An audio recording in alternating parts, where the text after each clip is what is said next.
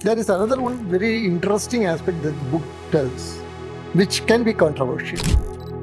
Buddhism and Jainism, they were strong moralist religions. Because they were moralist religions, they naturally saw certain occupations as defined.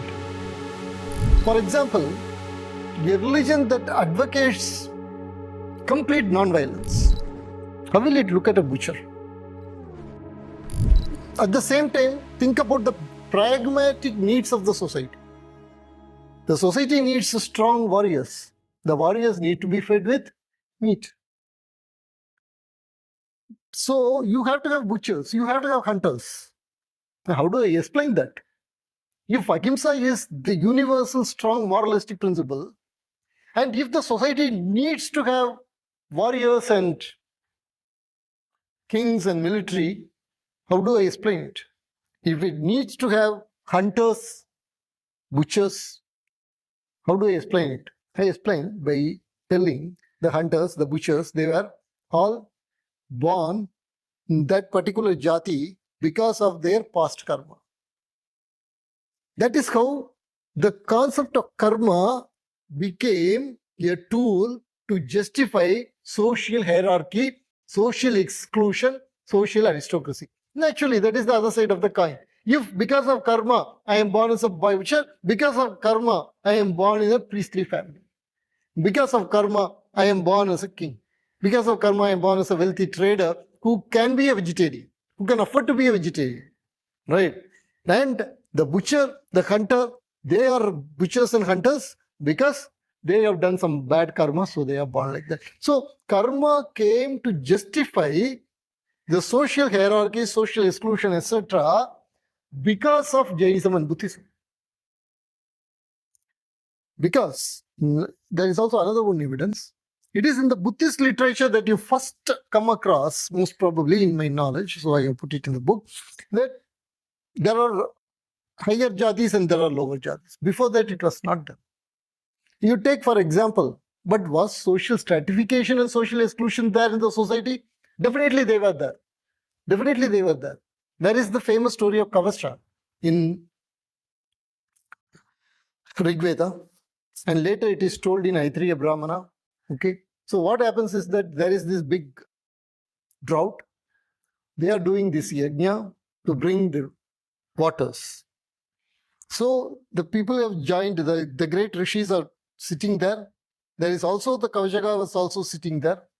Okay, and one of the rishis looks at him and tells, oh, is this guy not a son of a woman who is serving the gamblers' lodges and dens?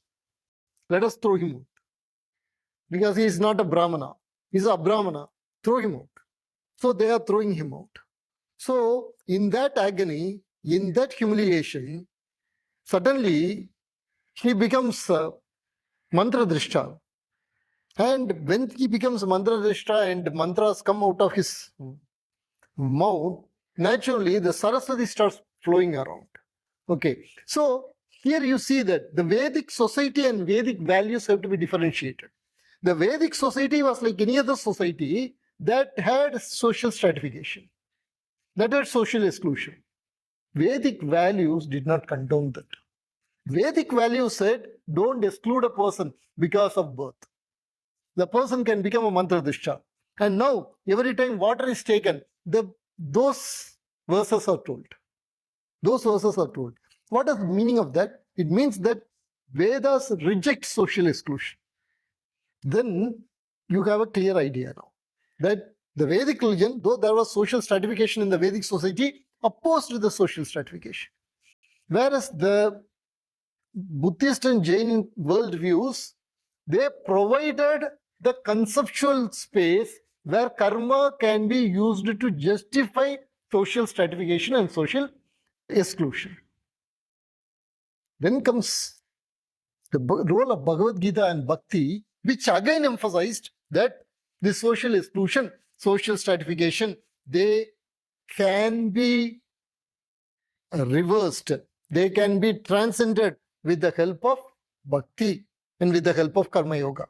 So when the butcher's work becomes sacred, The butcher is doing a yajna. This is a concept that you cannot have in Jainism. This is a concept you cannot have in Buddhism. In Hinduism, you can have this concept. In Vedic religion, you can have this concept. The Vedic religion says a butcher cutting the goats and taking the flesh and selling it, he is actually doing his yajna. So, in a way, ideational way, the butcher becomes the equivalent of the Brahmana. The work he is doing becomes equivalent of a yajna. So, you cannot tell that you have to be excluded.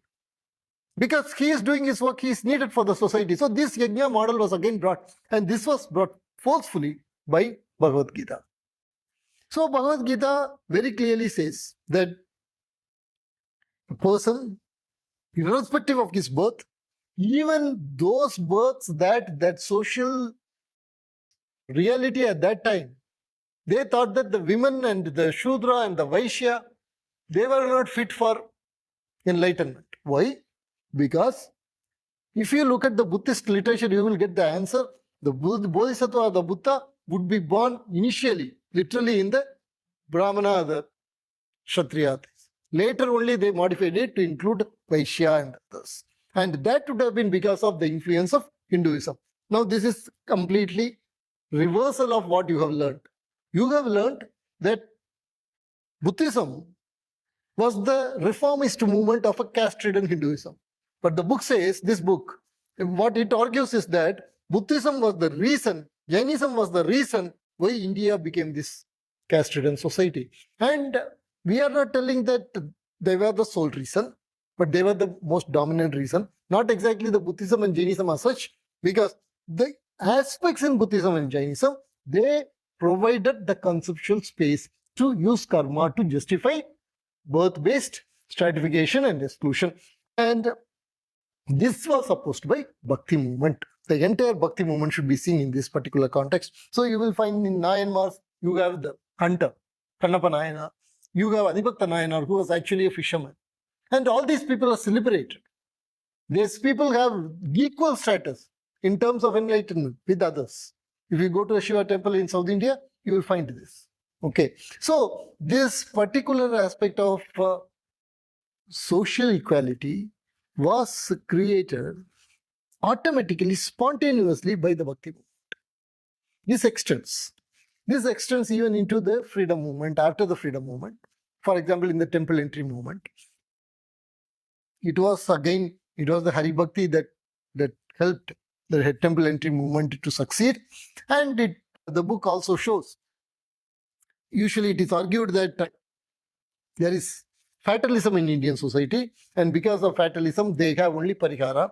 But actually the book shows that there is because of the karma concept, there is a proactive way in which the entrepreneurs have been working for the elevation of the society.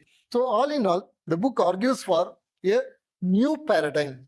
The book argues for a new framework through which you should look at Indian society, Indian social history, and how the dynamics operates in Indian social history, and how you cannot essentialize Indian social history or Hinduism with only jati.